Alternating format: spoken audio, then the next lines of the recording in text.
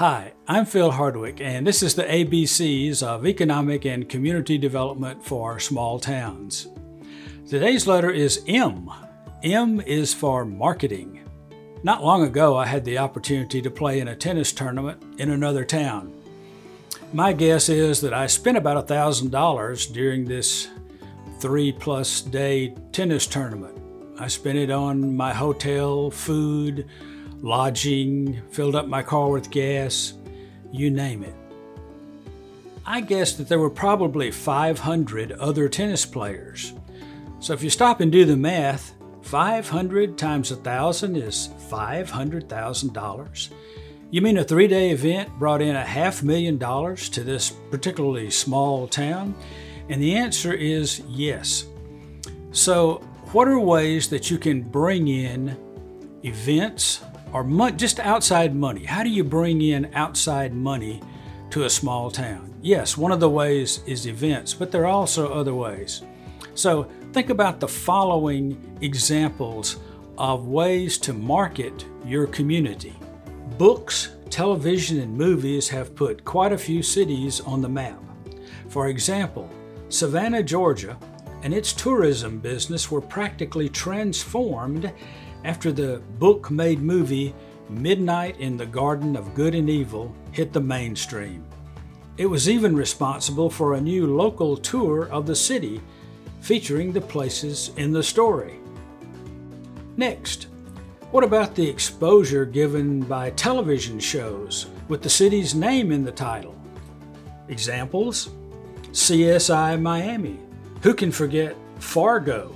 And what about Dallas and Providence?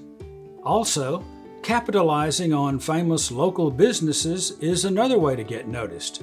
People have traveled to so-called destination places only to discover the uniqueness of the communities around those businesses. Some examples that immediately come to mind include the Mall of America in Bloomington, Minnesota, Cabela's in Sydney, Nebraska, and the Unclaimed Baggage Center in Scottsboro, Alabama.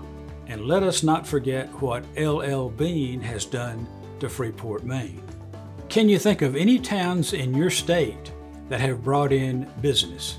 Notorious past events can also draw visitors to a once economically quiet community. Consider Gibbsland, Louisiana, where infamous outlaws Bonnie and Clyde were ambushed by law officers, and where there is now a museum and festival pulling in visitors to the town. And what about that Elvis event in Tupelo, Mississippi that draws thousands to the town each year? Also, festivals and events that may not be so notorious can be good for a local economy. Many communities have developed their recreational features and facilities and have attracted athletic tournaments, for example, the tennis tournament that I mentioned. Communities located in high traffic areas have a distinct advantage, especially if they're on an interstate highway. Technology, especially as it relates to the internet, can put a town on the map and can be a great recruiting tool for new entrepreneurs. So high-speed broadband service is critical for a community. Finally, we come to the best marketing tool of all: word of mouth.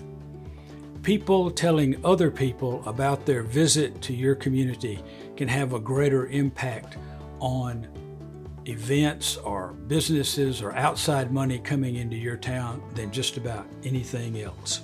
So here's your assignment. I'd like you to create a slogan on the billboard welcoming people to your town and what it's known for.